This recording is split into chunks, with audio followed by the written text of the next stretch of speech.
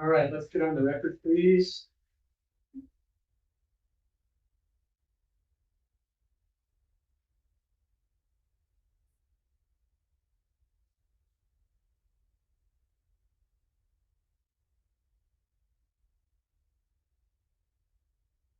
Okay, thank you. We are now on the record. This is State versus Bryan Kohberger, case number CR 29222805. Mr. Kohberger is here in the courtroom with his attorneys, Ms. Taylor, and maybe Mr. Logston is not. He's not remote. He's not remote, Judge, but I think Miss Massott. Yes, I was going to go to her next. Ms. Massott is also participating remotely. The state's represented by Mr. Thompson and Ms. Jennings, who are in the courtroom, and my understanding is Mr. Nye is remote, and Ms. Beatty? She's not with us today. She's tied up with some other obligations, Boise Drama. Okay, great, thank you. Okay, so we have several issues to address today. And so maybe we should just start with the state's motion for order prohibiting contact with prospective jurors absent leave of court. Mr. Thompson? Thank you, Your Honor. And to start, I want to help frame what the issue really is today.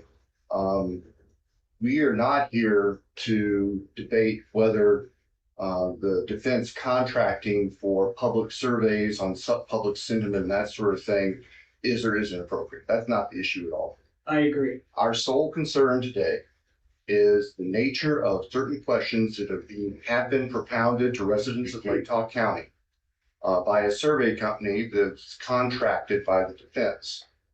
And we are specifically concerned with how those questions line up in light of this court's very clear non-dissemination order. I think the best place to start is to go to the court's June 23rd of 2023 non-dissemination order. And in paragraph enumerated number 1, starting at the bottom of page 1, the court ordered that counsel for all the parties and any of our agents and other attorneys are prohibited from making extrajudicial statements, written or oral, that the lawyer or agent knows or reasonably should know will have a substantial likelihood of materially prejudicing or otherwise influencing the outcome of the case. And that's essentially the language out of Idaho Professional Conduct Rule 346. But what is particularly important today is the next sentence. Your Honor directed, this order specifically prohibits any out-of-court statement which a reasonable person would expect to be disseminated by means of public communication that relates to the following. And among the items listed are the identity or nature of evidence expected to be presented at trial or any sentencing phase. Any information a lawyer knows or reasonably should know is likely to be inadmissible at trial, and that would, if disclosed, create a substantial risk of prejudicing impartial trial. And it goes further down to say this includes performance or results of examinations or tests. Our concern here is that the questions that are being propounded on behalf of the defense, and let me stop for just a moment, because I want to be clear on this. We met with Ms. Taylor last week. Week before last, the 21st. Thursday. Yeah. Before the Friday. Thursday before the Friday when we filed our motion, yes. Yes. And we raised our concerns with Ms. Taylor. She confirmed for us that the survey was being conducted on behalf of the defense. And we raised with her the concerns we had about the specific language of the questions that were being asked. And Ms. Taylor represented to us, and I do not dispute this, that's why I want to make this part of the record, that she had not seen the actual questions themselves, that she had approved the topics that could be looked into during the survey. So I want to put that in the record that we are not accusing Ms. Taylor of drafting these questions verbatim and then say, go send these out to the public. We are concerned, though, that the people hired by the defense to conduct this survey did exactly that. And examples of the things that are of concern can be found in the transcript of one of the calls. As Your Honor will recall, we had a person come to us who had received one of these calls, had actually recorded the call. And so our office prepared a transcript, and that was attached as Exhibit B, I believe, to our motion for order prohibiting contact. In addition to generic questions about the criminal justice system, here's where we get to things that concern the state immensely. Question: have you read, seen, or heard if Bryan Kohberger was arrested at his parents' home in Pennsylvania? Question: have you read, seen, or heard if police found a knife sheath on the bed next to one of the victims? Question: have you read, seen, or heard that DNA found on the knife sheath was later matched to Bryan Kohberger? Question: have you read, seen, or heard if Bryan Kohberger owned the same type of car recorded on video driving in the neighborhood where the killings occurred? Have you seen, read, seen, or heard if the cell phone tower data showed that Bryan Kohberger made several trips near the victim's home in the month before the killing? Have you read, seen, or heard if the university students in Moscow and their parents lived in fear until Bryan Kohberger was arrested for the murders? Have you read, seen, or heard if Bryan Kohberger said that he was out driving alone on the night of the murders? Have you read, seen, or heard if Bryan Kohberger stalked one of the victims? Have you read, seen, or heard if Bryan Kohberger had followed one of the victims on social media? Your Honor, there is absolutely no question but that those questions are disseminating by means of communication evidence expected to be presented, evidence that could be or would be inadmissible at trial. And I will say there are a number of these representations placed in the form of a question, but representations of fact that are not true or that would not be offered at trial, or the performance results of examination tests. And these questions specifically refer to DNA testing. Now, I recognize that the defense says, well, all of this information is out there in the public media somewhere, but that misses the point. That's assuming that every person in Latah County who is called has followed all of this nonsense in social media, has followed extensive coverage. There are people who consciously avoid reading coverage or listening to coverage about this case because they don't want to. That's the fallacy of the position the defense is taking here. So what the agents of the defense have done is they have gone out and interrogated 400 citizens of Latah County and embedded in them facts specific to this case, some of which are not even true, some of which would not be admissible in court. And those people, whether they had heard that information before or not, are now saturated with that information. That is exactly what the non-dissemination order was intended to prohibit. That is reckless conduct, and it's outrageous. They can ask a survey, and they can ask people, what do you know about the Bryan Kohberger case? What have you heard about the Bryan Kohberger case? What do you think about the Bryan Kohberger case? Do you have an opinion as to whether he's guilty or not guilty? Why do you think that? They can ask all those questions, legitimate survey questions if you wanted to do a legitimate survey of public sentiment. But these questions go far beyond that. And I recognize that that it is represented that the survey questioning here in Latah County with those 400 residents has been completed, but they're already saying they want to take these questions out to other possible veneers. Doing the same thing in other potential jury pools that they're doing with our own. That is far beyond acceptable. These are questions that, quite frankly, might not be able to ask in voir dire. much less into an uncontrolled, unsupervised environment without any bounds, and just recklessly feeding this information, which is sensitive. And it's particularly sensitive when it comes to information that the state does not believe is true, or the state does not believe would be admissible or would be offered at trial.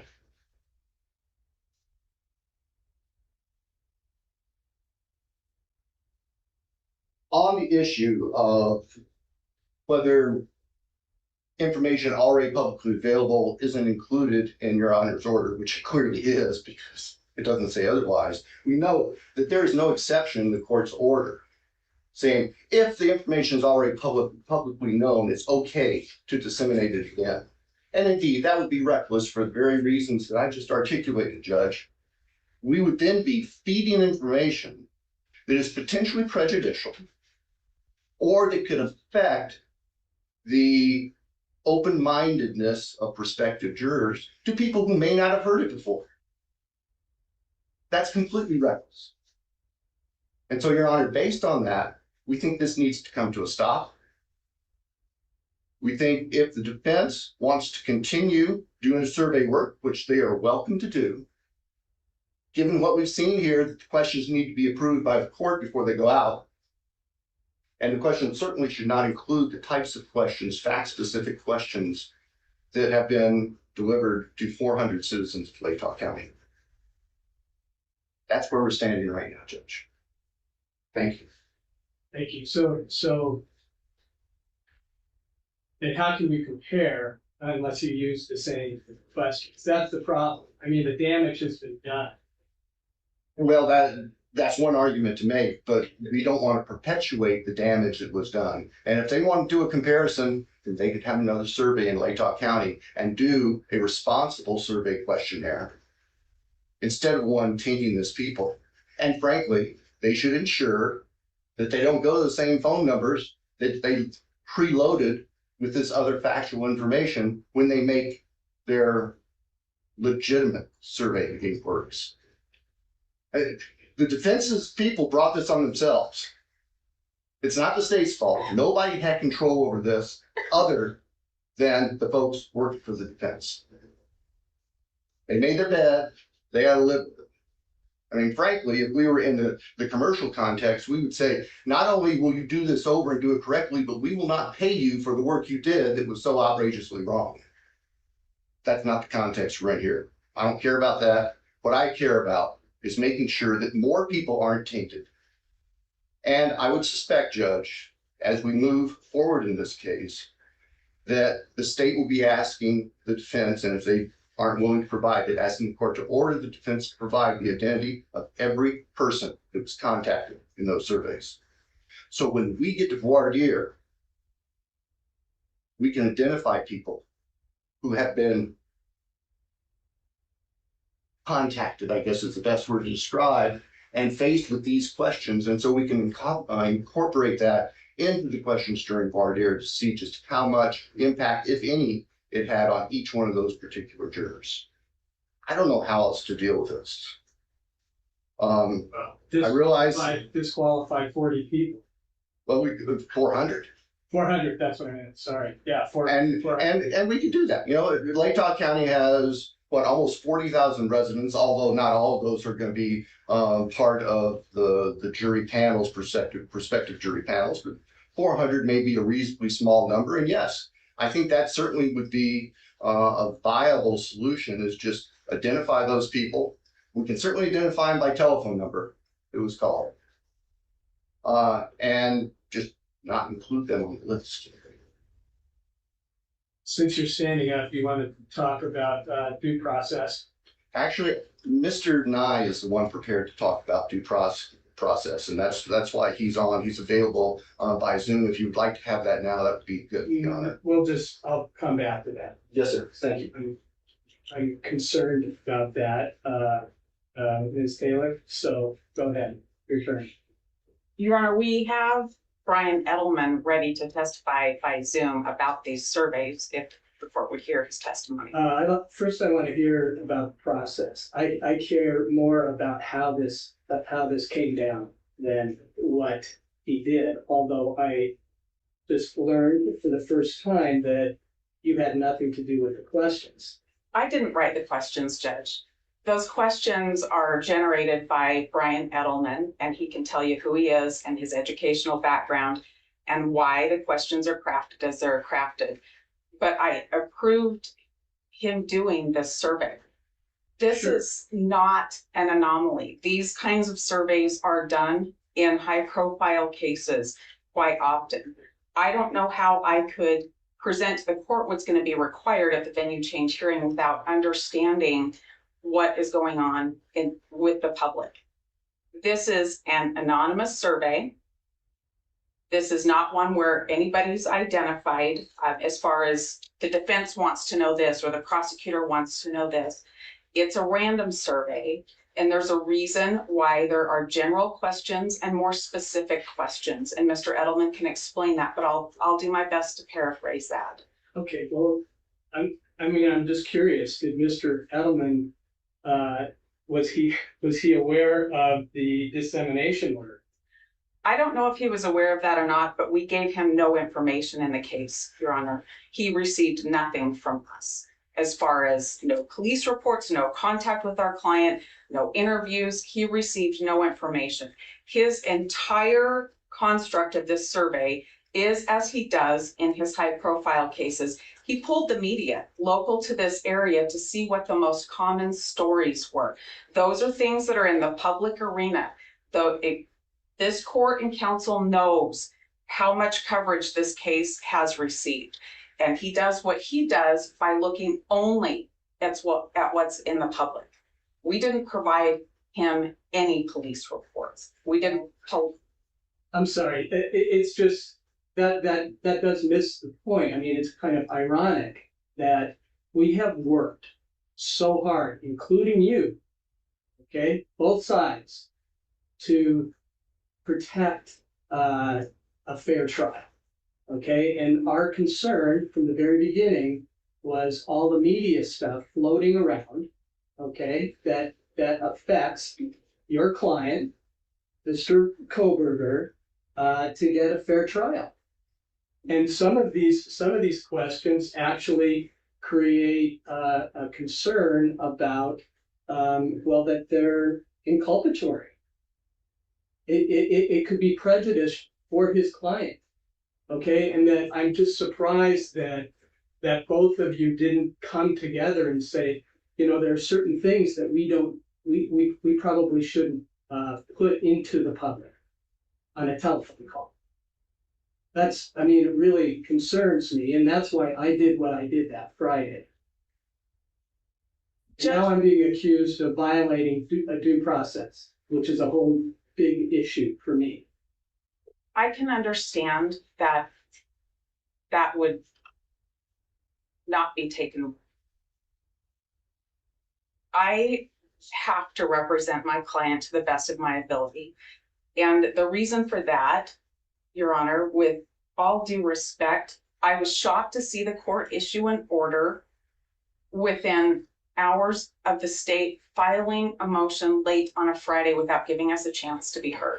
And that's going to delve into our argument on due process. But since it came up and since that feels like the elephant in the room right now, I think maybe we should just go ahead and address that. Sure. And that was my motion. And I asked you to set aside the order that you made without having a chance to hear from us, making a decision that now you're locked into, and it was a one-sided decision. I'm not locked into anything. My order didn't say it was permanent. Maybe and it told you that I was going to have a hearing. Maybe I phrased that very poorly. It's a decision that you already made. Okay, let's go back. I got the motion at 4:30 on Friday. Now, it doesn't even reflect just when it was filed, because Odyssey has a delay, right? So I get the motion at 4:30 Friday. I get a response from you at 4:45 Friday, right? I don't know what time you received it, but I filed an objection the minute I could. Because then that about 5 o'clock, that's when I issued that. So I had a half an hour. I read the materials that were attached to the motion that the state filed, and I had very little information. But it seemed like there were some real legitimate concerns about the survey. And obviously, it turns out there are concerns, legitimate concerns about what was done in the survey. So in my order, I told you that I was going to set a hearing. So I don't know what your understanding is with just the process. Okay, but I on Friday sent this hearing. So what are we doing today? Okay, I'm hearing you out. You had notice. I mean, really, that's what we're talking about. That's what the law. What is your understanding of due process? My understanding is that I should have notice and an opportunity to be heard. And you did that. I'm having that now, but there has been a decision made by this court almost 2 weeks ago that stopped us from completing our work. I understand that Mr. Thompson raised a concern, and his last paragraph to the court in his motion was, it seems that it may have violated the non-dissemination order. And so we're stopped from completing our comparative surveys right there when we're up against the deadline to get to our motion to change of venue. I'm looking at, it stops me from doing the work and meeting the deadlines to argue for Bryan to be in a place where he can have a fair trial.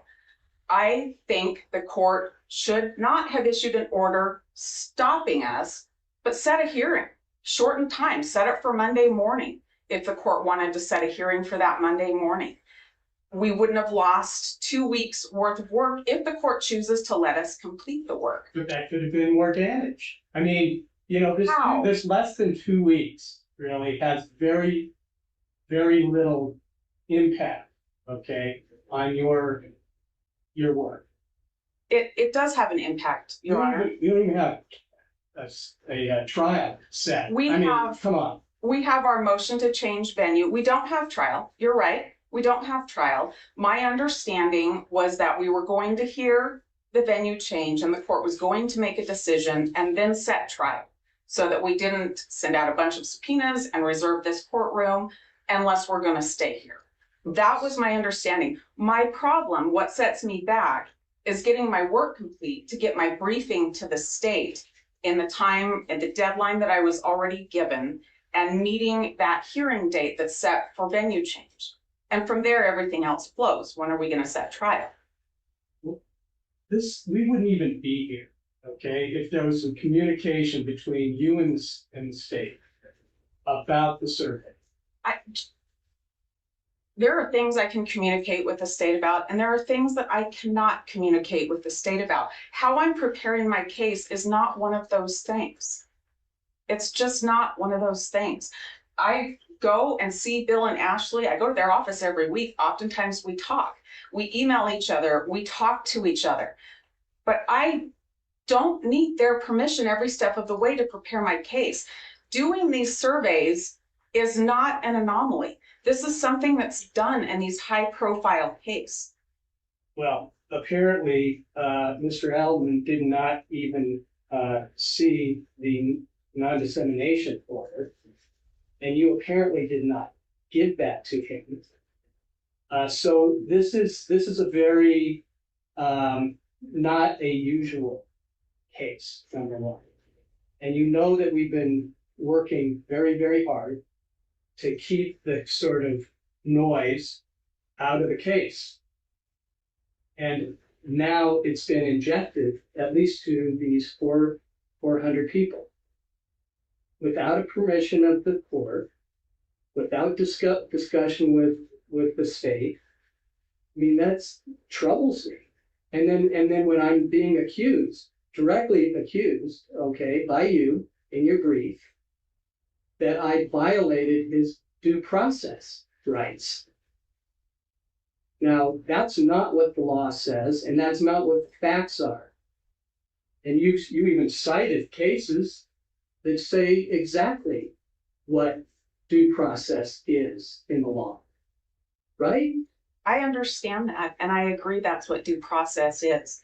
My issue is that the order was signed, stopping our work without a chance to be heard. It's as if the state and the court had decided we violated the non-dissemination order, and we didn't. All I was doing was stalling it, okay, for less than 2 weeks so we could have this hearing, number one.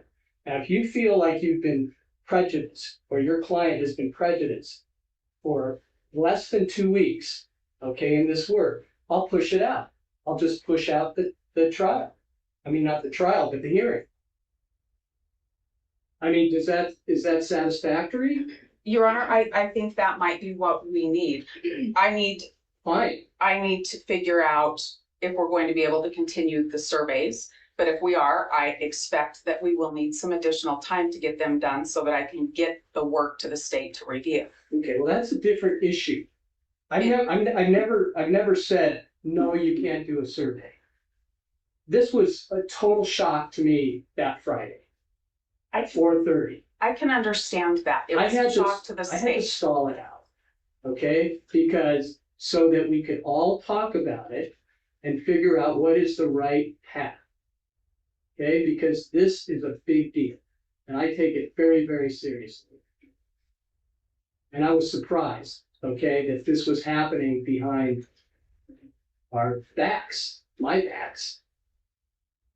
Okay? I understand that this probably is the first time this court has run into it. I know it was the first time that Mr. Thompson has run into it. I haven't used the survey in my own cases because I haven't had a case like Bryan's case before. This is an extremely high-profile case. I've been involved in a lot of capital cases, and I understand the standard of care in capital cases.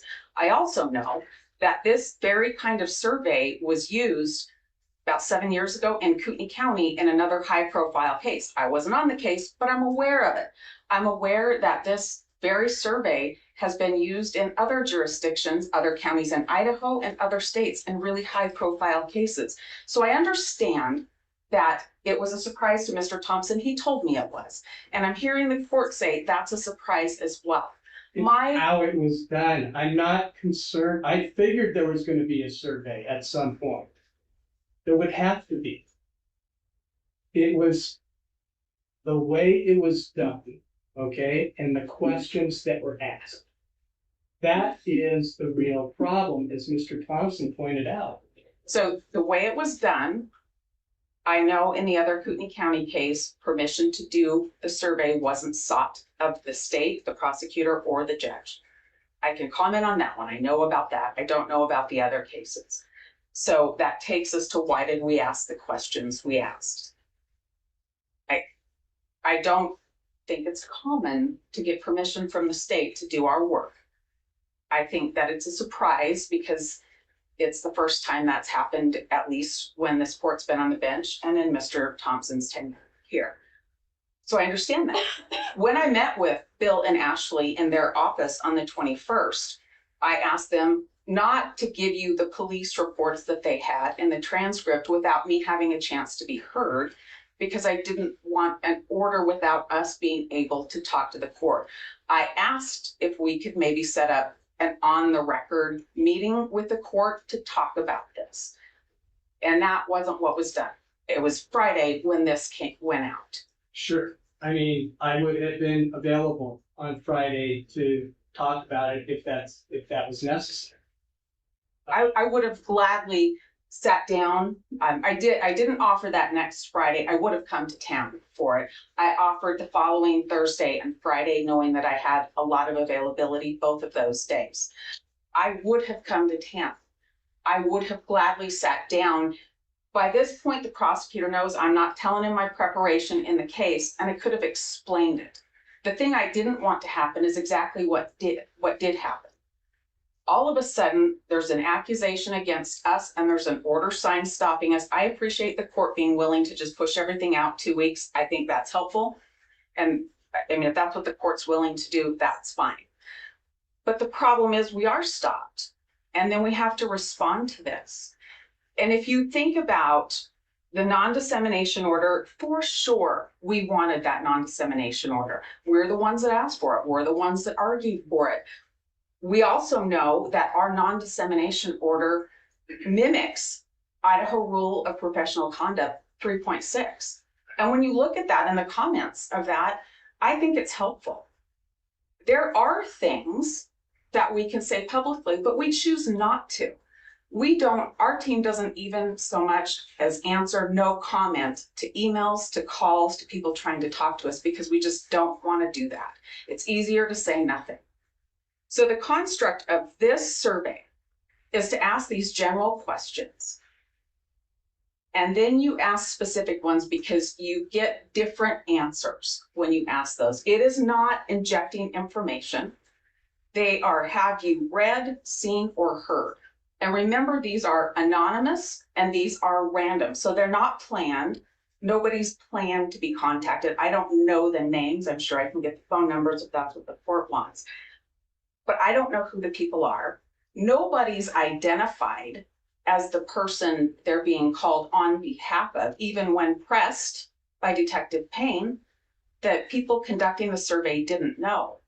If we go back to the non-dissemination order, which mirrors Rule 3.6, that's to prevent lawyers involved in a case from making statements that will be widely disseminated, right? To talk to the press. And the purpose of that is because I read the police reports. I would have a little more credibility than anybody else on the street saying something about the case. Same with Bill. That's the purpose of it, so that we don't say things to the press on Dateline, on 48 Hours, because we've actually read police reports, we've interviewed people, and we're doing the work on the case. So when you have an anonymous survey that doesn't identify the person conducting the survey, didn't know who was behind it as far as which party to the case, they can't answer that. So all of a sudden, their questioning about what you've seen in the media doesn't come from a particular party in the case. And the purpose of it is to ferret out what if people have exposure to the case. If you look at State's Attachment B, you can see on page 2 that there's questions, and I'm at lines 10 through 12, about what they know about the case from the media. This is all, again, looking at our non-dissemination order and looking at the rule, things that are in the public record, right? That everything is public in this case unless we specifically seal it. So this person says they don't know much. And then if you go to page 4, there are several things they do know, and that's the purpose of it. When somebody's given a broad question, tell me what you know about this, they're like, I don't know. I don't really know what you want, so I'm not going to say anything. And they don't give you an answer. But when you say, have you read, seen, or heard X? Well, yeah. And then it's the next question. And if the answer's no, I don't, it's next question. Nobody's saying, well, it was in the newspaper on 15 occasions. And this is particularly borne out when you think about the things, and the state said it, some of these things are things that are just not true. That's what the Haddon case tells me I have to show you. It's not enough that there's just a lot of media coverage, and it's a lot more harmful if it's media coverage about things that aren't true. So it's nobody's injecting anything into the case. A random small percentage of the population is contacted. Have you read, seen, or heard things that are lifted straight out of the media? And if the answer is yes, you move on. If the answer is no, you move on. That's what the survey was about. And you can see why, looking at pages 2 and 4 of State's Exhibit B. And I think that we should also think about what the words in the non-dissemination order mean. When you say we disseminated information, that means to make widely available. This is a one-on-one conversation with no party identified. This isn't making it widely available. When you talk about disseminating information, the definition of that is to put it out there by public means, radio, TV, social media. And that's not what was happening either. These were questions. And they were things lifted 100% from the media, 100% already in the public record. And it is a one-by-one conversation. This isn't something that's being put out there through social. Well, it kind of is. Well, now it is, but I certainly didn't expect 400 this. people, okay, it's planting some seeds where then people are encouraged, or they think, oh, wow, I didn't know that. I'm going to look more into this. I mean, again, we were trying to keep the false information that was out there in media land, that it wasn't going to affect your client. I agree. This is less than 1% of the population. It's one-on-one. It's not by means of public communication. To think about alleging that we violated the non-dissemination order is basically alleging that we violated our ethical rules as well. And there's parts to it. I'm not accusing you of that, especially now that I know that you that you didn't. I didn't write the question, but I knew what was going to happen. Well, I take responsibility for the choices on the case, Judge, but I just don't think this is a violation of the ethical rules or non-dissemination order. These are questions about things already in the public record. That's in our order. That's in the rule. Let me ask you this. I mean, really, getting hit by this on late on Friday afternoon, okay? I mean, I'm not sure what a judge should do in a situation like that. But I just say, yeah, no, keep going until we can have a hearing in 2 weeks or less than 2 weeks. Or do you just pause it down so that everybody can talk about it and figure out if there is an issue? That's how I looked at it from where I was sitting and what the information that was provided to me. And you did respond to it, but you said you were going to submit a brief and affidavit. That's great, but it was 5 o'clock on Friday. I know. So, and I mean, I can't tell you how frustrating that was for me. I'd had this conversation with the prosecutor the day before. I'd offered to come and talk to the court and let the court look at all this.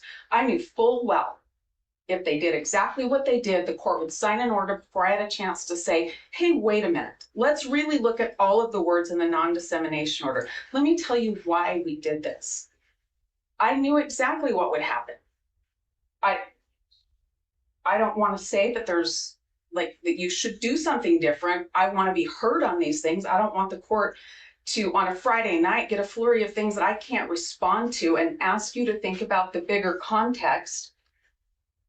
We're lawyers. Words mean something. well, did you think I wasn't going to give you an opportunity to be heard? No, your order said I could be heard later, but there was a decision that was made then. And it's hard for me to wrap my head around the court taking this as an emergency motion when the words in the state's motion telling you put a stop to it are, it seems like they might have violated this. That is a weak accusation for the court to take an emergency order position on. But I know why the court did. The court has all of this and no context for it. And it's a Friday night. And I mean, if you'd received this on Thursday, my guess is you would have said, we're having a hearing Friday morning. I don't care if it's by Zoom. Right. I told you all, both sides, if you need to have a quick hearing, let me know. We can do it on Zoom. I mean, I want to move this thing along. I would have been available. Spending all this energy, okay, yeah, about this issue. I lost a weekend of what I'd planned to respond to this. I thought we would probably be dealing with it on in chambers on the record meeting on the Thursday or Friday until I got the motion. Yeah, I have about 7 briefs in now. Well, you can see we lost a lot of time. I'm not complaining about it because I'm learning a lot. The last thing I'm going to say on this, Judge, is that that non-dissemination order contemplates that you make this statement that you reasonably know is going to go out and harm the trial.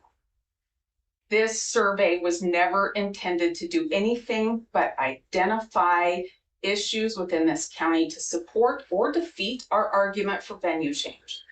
When you hear from Bryan Edelman, which I don't know if you have to now because I've said most of the things.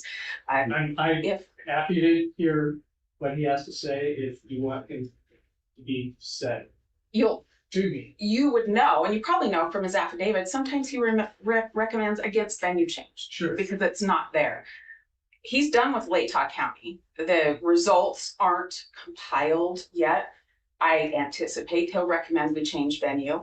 Where we are now is we'd like to finish the other 2 counties. You don't have to do 2. Well, you did say that he said that Latah County is biased. I anticipate he's going to recommend we change venue for that reason. I'm interested from him how he defines bias. And we all have some biases. I will not put words in his mouth for that one. I'm not expecting you to do that. I will either have him testify today if you want to hear it today, or we'll do it at the venue change hearing when we get there. The question, I understand the court's willing to set our deadlines out 2 more weeks for venue issues. The question remains then, what do I need to show you? What do I need to present to you so that we can do a survey, a comparative survey? The target is 2 additional counties, and I really hate that I'm in here telling you all what we need to do, but here we are. So what we need to do is survey 2 additional counties. And I mean, we don't have to, we can come in with what we have, but generally I think courts ask, where could we go? And I think that's a fair question here, because we do know the media coverage has been extensive. And so I think it's fair to understand if there's a difference.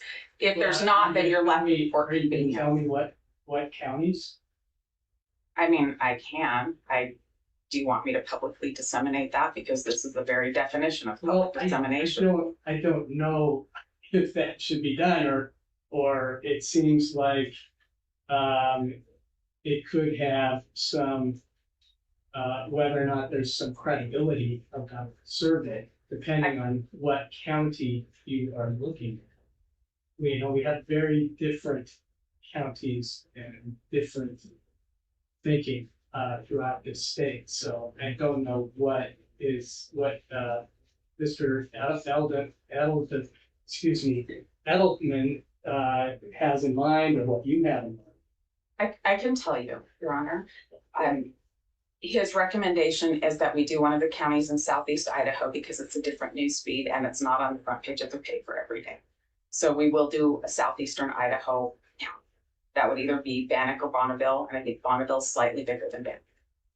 The other county is Ada, and the reason for Ada is because it has a very large courthouse with a lot of good security in it. That court system has handled high-profile cases in a way that's safe for everybody.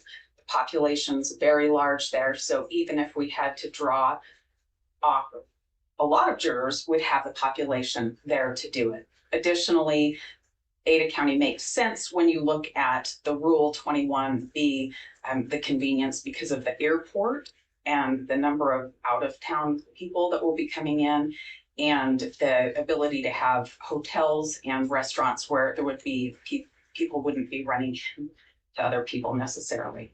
So Ada makes a lot of sense for a lot of reasons to me, those reasons, the courthouse security and places to stay among them. But Mr. Edelman, Dr. Edelman has told us that because of the news feed that we really need to do a Southeastern Idaho. And so the decision was to do both. And in my mind, that is because it makes sense to know if we're going to go to the time to understand this and really give the court a picture, the court might want to know those 2 questions. Thank you. Sure.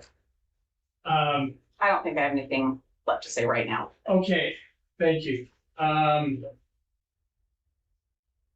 right, Mr. Thompson or Mr. Nye? I'm not sure that the due process issue is something that's at issue right now. I think I've already made this decision. I mean, based on the facts and the law, I mean. Absolutely. There's no due process violation here. No. There is nothing wrong. In fact, law contemplates the court can take emergency action to stop something and call a timeout until it affords everybody the opportunity to have their say and the court can make a final decision.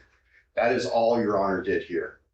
And I would suggest, Judge, that it would not be prudent or proper for Your Honor to change or limit your own authority on that. I think that you have to continue to reserve to yourself the ability to act quickly, to cause a timeout if you are alarmed sufficiently to justify that, and to give the parties an opportunity to appear before you and sort it out. Before I'm not going to change that. That's for sure, because the law allows me to do that. Yes, sir. And I know what due process means. And I say that only in light of an email that your staff attorney sent to us the other day ago that suggested that maybe the court was not going to be entering orders without full hearings with everybody. Oh, well, but Ms. Taylor wanted, she said, from here on out, we're going to talk about that too. Because now I understand, because I haven't seen it yet, because I didn't have a computer, that you are stipulating to sealing all of the discovery stuff. And I just stopped, okay, in terms of signing on those orders that you're sending me, because I don't want to be accused of doing the wrong thing. And there's another situation that you brought up, Ms. Taylor, about that there was a prior thing where I had done that about the IPV. Yep. And the state asked to do a public order, just to say that we provided the IDG or some of the IDG to you. And that doesn't really say anything except that. But you were criticizing me for that too. Your Honor, to be clear, it's not the content of that order. My concern is the process. My concern is it feels like from our perspective that Mr. Thompson says, hey, Judge, can you do this? And I'm getting ready to weigh in and it gets done. I didn't get a response from you. Your Honor, that was out the same day. I was in the process of writing, and this was by letter, it wasn't by motion. I was in the process of writing a letter to the court asking to be heard on some issues, and the order was signed, or the new order was generated. The content of it isn't the problem, it's the concern about the process, the concern about making sure we have a clear record of what's done, and the concern about things halting what we're doing before we can be heard. And okay, did you want that to be not sealed? The other part, all the IGV stuff, that's like 6 pages, 7 pages? No, Your Honor, I don't have a problem with what the court ended up doing. I was concerned about the process. And then having this order issue on a Friday without having an opportunity to talk about it, my alarm bells go off, and I think this can't happen. I probably have the court's attention squarely on me in this issue, which I anticipated, but what I didn't want to have is I don't want to have the prosecutor writing the court letters and the court doing something and me running around trying to catch up. I mean, the thing that happened is fine, but then we have this other thing that happened, and I don't want this habit. I understand. I'm sorry. The survey. That's what. Yeah, the order to stop. Yeah. Sure. So it's that there are 2 things that have happened without me being able to even weigh in, that's done when the prosecutor asks you to do something. And I don't like that. I want to have opportunities to be heard. I certainly understand a court's emergency power, but if this was an emergency, the state knew from March 8th about these surveys. The state sat down and talked to me, and I offered to see you with the state. And then their motion said, it seems like it might be a violation. So I think maybe we need to define emergency a little bit better, because I know you have those powers and I wouldn't ask you to not use the powers that you have. I think the problem here is the way this gets presented when there were a lot of different roads and it cuts us off. And that's what I don't want to have happen. Okay, I want to solve this problem if it's possible. One of the things, I mean, because you have filed motions where you didn't ask for a hearing. There's still one, couple hanging out there, okay? And so I don't know if I'm waiting, okay, if you're asking for a hearing or not, or because historically you guys have worked really well together, okay? Stipulations, but then I don't get a stipulation, I don't get a request for a hearing. So what am I supposed to do then? So what I'm starting to wonder about is maybe we should just have a hearing, okay? At least once a week. I mean, a month. Maybe once a week. I'm here every week. Maybe We can once do a it. week. Okay. We can do it. Like a Thursday afternoon. Okay. That's the day I'm here. And then, okay, so, and then we can kind of clean out a lot of these things that are sealed or, arguments about this or that.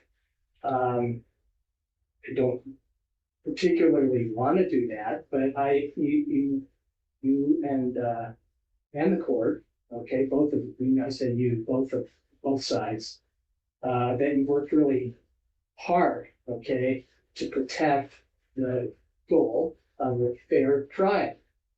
And all of a sudden I feel like it's cracking a little bit, the work together, okay, because if we have to have hearings on every single thing, we got a long ways to go.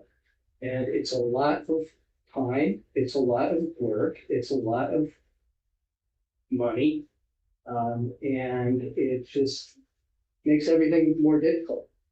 So if you can come together on certain things, then it's a stipulation that we need, then it's a stipulation. If it's a hearing, it needs a hearing. I'm fine with accommodating whatever needs to happen in short notice too.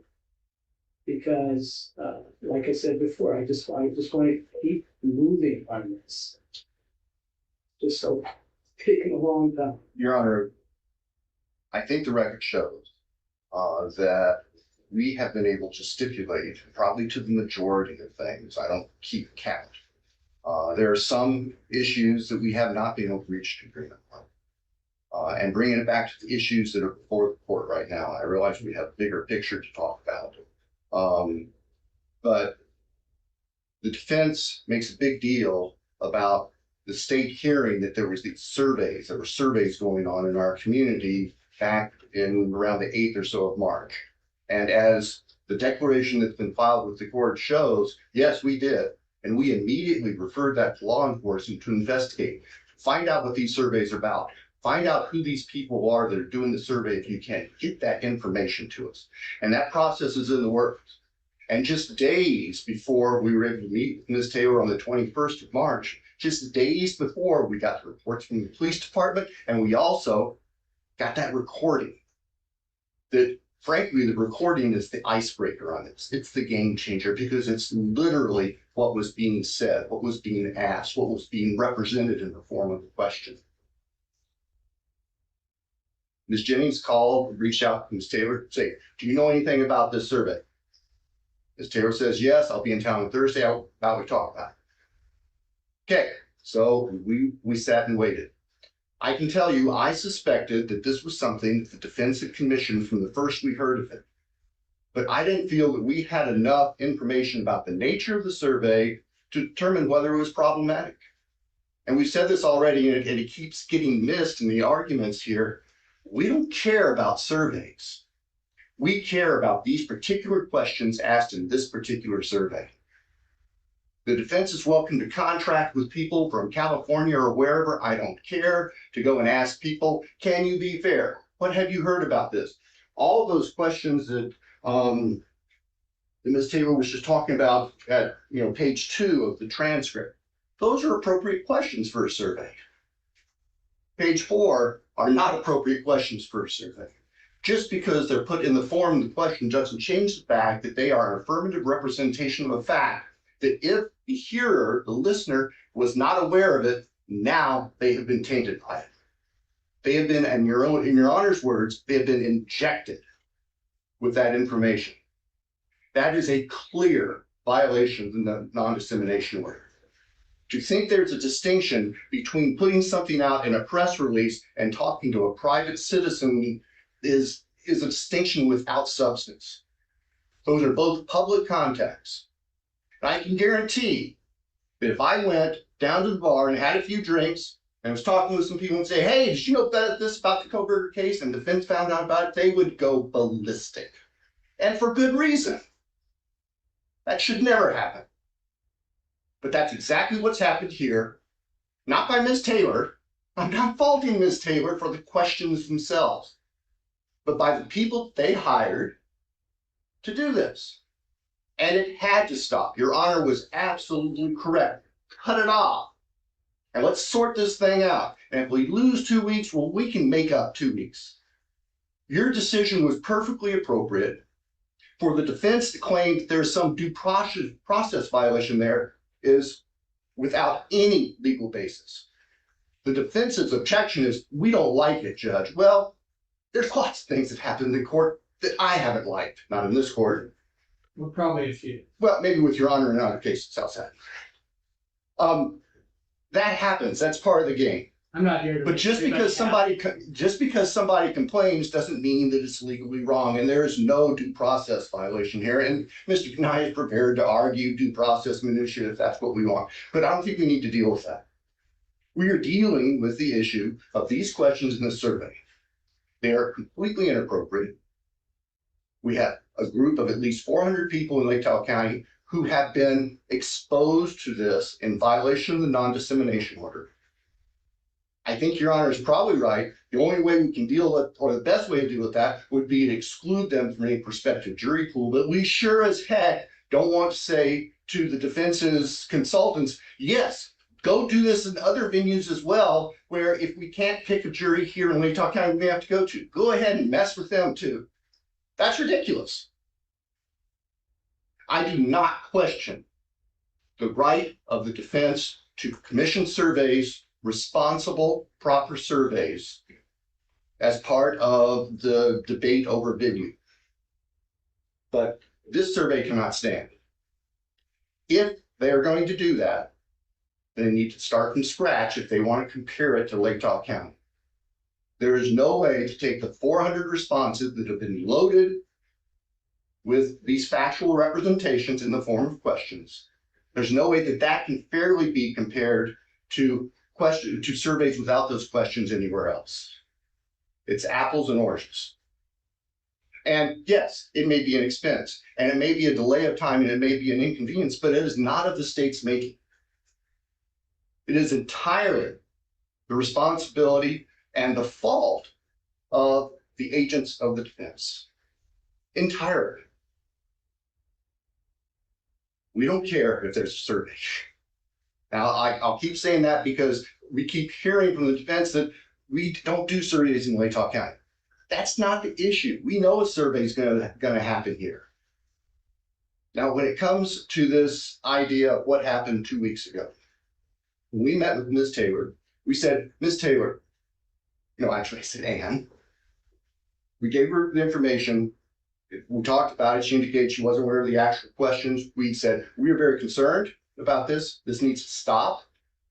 And the response, if I remember, was along the lines of, well, we think they're about done in Lake Tahoe County anyway. I said, well, we need to bring this to the court's attention. Here's my proposal. We will send a letter to Judge with these attached, copy to you, and then we can have a discussion. And I was told no.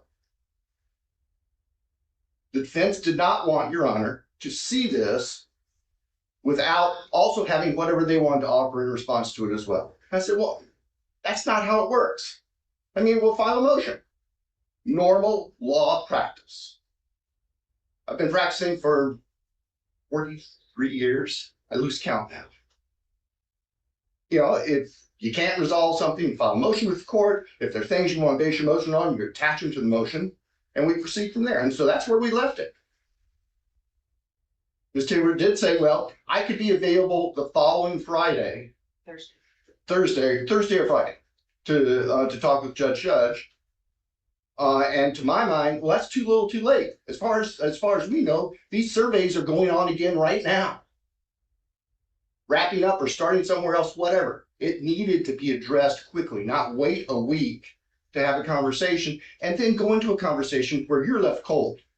We walk in the door and we aren't able to provide you the basis for our concerns. So you are completely helpless with information. That's not how it works. That's not how informed decisions are made. So we prepared a motion. We made the attachments. We filed it mid-afternoon, early mid-afternoon, not late in the day as it's characterized here. And I appreciate that Your Honor didn't see it till later in the day. Right. But that wasn't the intent. The intent was to get it filed as quickly as we could. There was no scheme to do some, 5 minutes to 5 o'clock filing and take some advantage of the defense. That's not the way we do business. That's not the way I do business. And frankly, it's a little offensive to have that suggestion made, but I'm going to move beyond that.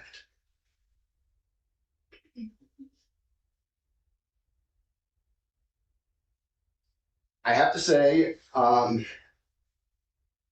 am disappointed to learn today that Dr. Edelman and his associates were not made privy to the non-dissemination order.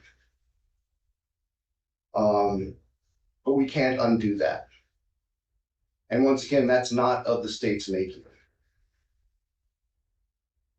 My knowledge, everybody that has been asked to take actions of any type on behalf of the state has been made aware of those restrictions because they are our agents. And we know we are responsible under the court's order for the actions of our agents. Regardless, I'm disappointed. I also want to make clear that I'm not standing here today making a Bar Association ethical complaint against any member of the defense team.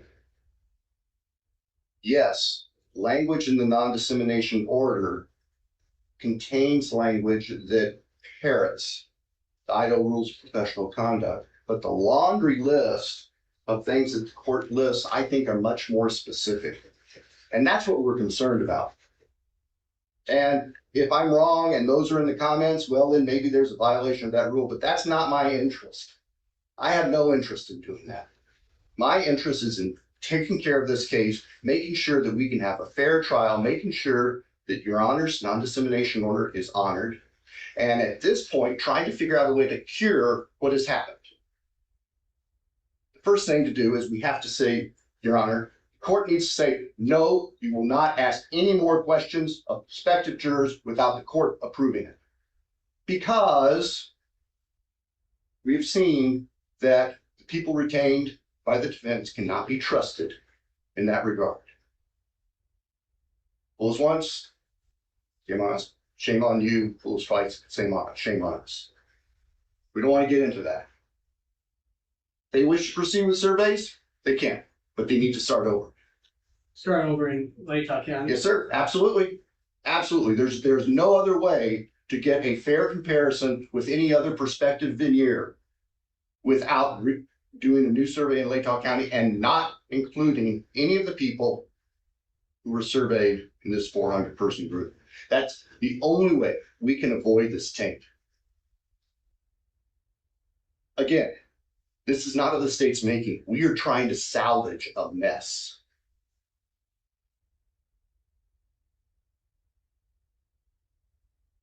As Your Honor noted, there's no difference between talking, and I said just a little bit of talking one-on-one and issuing a press release or standing down in Friendship Square with a bullhorn. The dissemination is dissemination to a member of the public, and it's equally in violation of the no contact order or the non-dissemination order. Do you think some of those 400 people might have talked to other people, like their families? I know or their friends. I know they have, Judge, and the reason I know that is we got a call from the sheriff's office earlier today where a woman called and said that she had heard about this survey and the survey made her uncomfortable. And when they called her back, it actually was her son that had received the survey inquiries a couple of weeks ago and happened to mention it to her. And she just wanted the sheriff's office to know about that. I mean, we have good, responsible people in this county, and they can sense what's right and what's wrong. You don't have to be a trained lawyer to know that it's not right to go out asking these kind of questions to people who might be prospective jurors in the case. It's just not right. So that's what we need to do today, Judge. I don't believe there's a due process issue. Matter of fact, I know there's no legal due process issue here. I appreciate Ms. Taylor isn't happy with the things ready to roll out. That's life sometimes. But there's no due process issue here. And we ask that Your Honor enter the order, cutting off any more use of this survey, directing that the defense, if they wish to continue with the survey, start over and submit questions to the court to make sure that we aren't getting ourselves back into a similar situation, baiting people who may have no knowledge of this case with detailed information, and detailed information, some of which is completely false. And not only completely false, but it's false in a sense that makes Mr. Kohberger look bad. It is creating bias against Mr. Kohberger based on false or inadmissible evidence. That's outrageous. How can we possibly preserve a jury pool when that's going on? We can't. It has to stop. Thanks, Judge. Mr. Thompson. Okay, Ms. Taylor. So not liking the result of a hearing or not liking an order from the court is one thing. That happens all the time. I think courts probably have people on both sides of the aisle that don't like whatever decision they make most of the time. And that's just the way it goes. What I complained about was not being able to have a voice before a decision was made. I think that's an important distinction. I'm not saying don't make a decision I don't like or I'll file a motion against you. I'm not saying that at all. I imagine over the course of this case, there will be decisions I like and decisions I don't. It's the way it's been in the past. This was solely about being shut out of the process before a decision was made. I understand the order said I could have my day. Here's my day. So that I want to make it clear. It's that motion didn't come because I didn't like the result. I didn't like the process. That was it. That was my issue too. The process. And I wanted to be heard about that. I do not think that these survey questions that related to what have you heard in the media injected information to people. I understand that this is a close community, and I understand that people will call officers with concerns and the prosecutor with concerns, and that's kind of the thing that I'm worried about is the close-knit nature of it. That's a good thing unless you are an outsider having a trial, and then it's not a good thing. And that is kind of a problem that we have with that. Well, I can tell you from my own experience, people I see that there's plenty of people here who really don't like law enforcement that much. So I think it's always a mistake to stereotype people or communities. Fair enough, Judge. Usually I don't find that people that have issues with law enforcement make their way to my juries, but that's probably something we'll talk about a different day. Sure. As far as where we go from here, the moment of getting our work done and not having it out in public is over. So I suppose the court can weigh in on what we should do. I wouldn't be quick to say that we couldn't use the surveys that were done. I would if that's the route the court is going to go to have us do other surveys, I mean, that's what we'll do if the court asks us to do that. But I'd ask the court to remember that it's quite common for the general questions to draw a no. And then you ask other questions, because then people are like, well, yeah, I did know that. And that's how you get to the heart of the real information. So I think there's got to be some give and take in there. I'll say two more things and then I'll be done. Our office did send Dr. Edelman a copy of the non-dissemination order. I didn't know he didn't receive it, but he didn't receive it. He definitely knows about it now. I would have caught that, but we didn't send him anything. Our process is to make sure that we have the signed order back from anybody that we're going to communicate with about the case. This solely had to do with him looking at what are the media stories, what are the big topics, so I can determine how saturated the community is and bias it. So that's why I didn't catch it. I'll take responsibility for that. But just to maybe allay some of Mr. Thompson's disappointment, it was sent. I don't know what happened, but he didn't receive it. He surely was. My other thing is, if the court wants to change the survey, I would like an opportunity to speak with Dr. Edelman about the possibility of preserving what we've done versus just starting all over before, I guess, any more surveys went out, if they're going to be changed. If the court will let us keep going with the way we're going, then we could make the comparisons from county to county. But if that's not what the court's going to do, I would like to see if there's a way to preserve what's been done by not looking at the questions that the court wouldn't want us to ask of other jurors. And I don't know if that works, so I need to talk to Dr. Edelman. Yeah, that's what I'm kind of interested in, trying to figure out when we have to start all over, how to approach this. And I mean, one of the things that I'm concerned about is how much this costs taxpayers money. And I have no idea. I'm not part of the money, part of this. But if there's a way to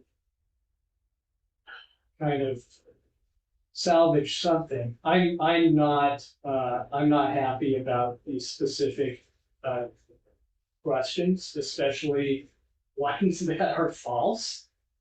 Then people hear that and they just get even worse sort of impression.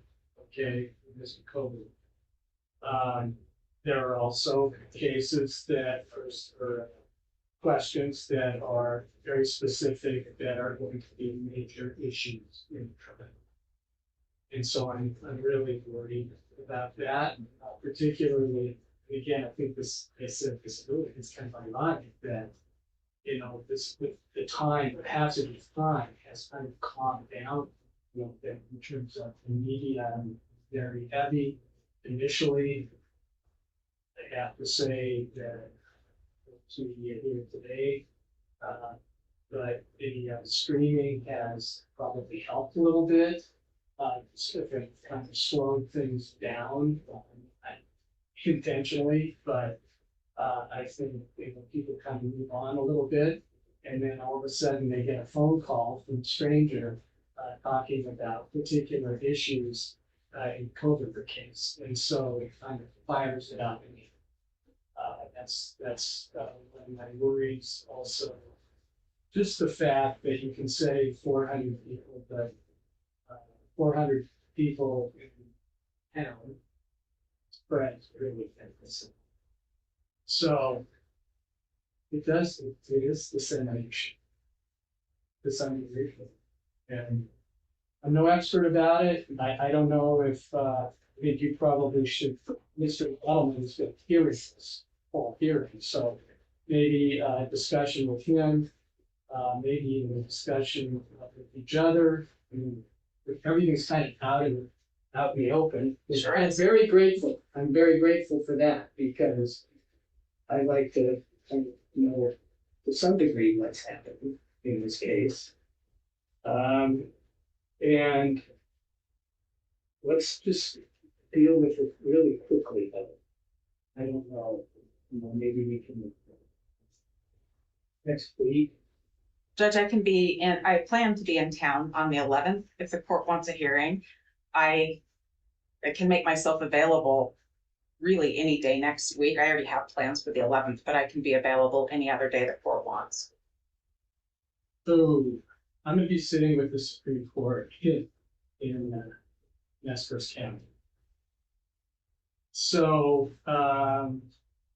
could you maybe have a hearing, short hearing of some kind, maybe on April 10th? Or, Your Honor, is that a Wednesday? yeah, that's one. I will if that's the only time the court has. Wednesdays, I have different things, but I can cancel them if that's the only time. If the court wants me to come back Monday, I'll I work can. with you. I could, 3 o'clock in the afternoon would be easiest for me on that day. I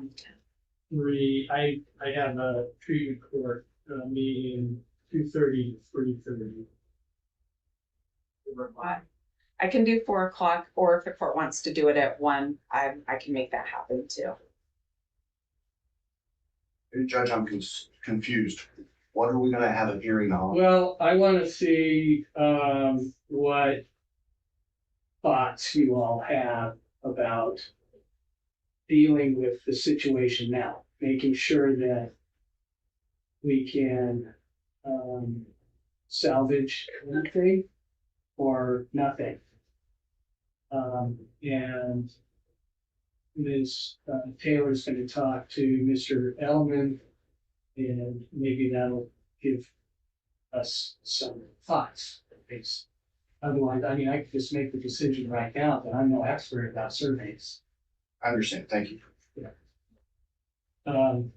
So I don't know how you feel about 4 o'clock